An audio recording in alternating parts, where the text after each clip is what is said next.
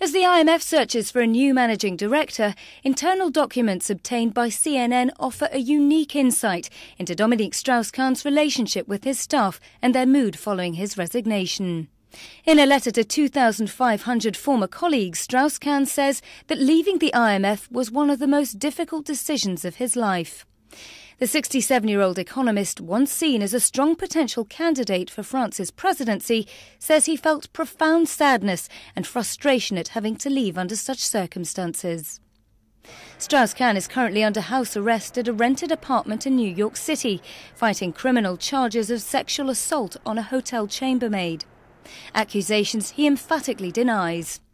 "I cannot accept that the fund and you, my dear colleagues, should in any way have to share my own personal nightmare," he says. "So I had to go." The scandal surrounding Strauss-Kahn has provoked some hefty soul-searching at the IMF's Washington headquarters, with some economists telling CNN that the fund now feels like a ship that has lost its captain. As politicians rally around potential candidates, some female staffers have their own view, as this email exchange illustrates. One female IMF worker writes to colleagues, "Maybe the only way to put an end to such a negative image of our institution is to get a female MD." At least one prominent economist agrees. I certainly think a female head of the IMF could be a good thing. It's internally it's a good thing to have a different perspective, and I also think that externally it could project the right image for the funds.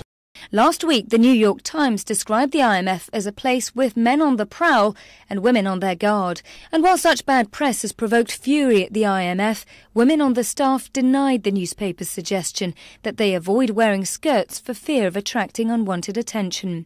Still, one email exchanged between staff members and seen by CNN says, "Of course the fund is male-dominated, and it would be naive to pretend that there is no glass ceiling." Another says, "Our feeble stats on gender diversity speak for themselves." Top management seems to acknowledge as much. William Murray, a spokesman for the IMF, said on Monday, "We're not satisfied with the level of diversity in senior management, and we're working to improve this. The IMF has now informed staff it wants 30% of senior positions to go to women by the year 2014. Nina Dos Santos, CNN, London.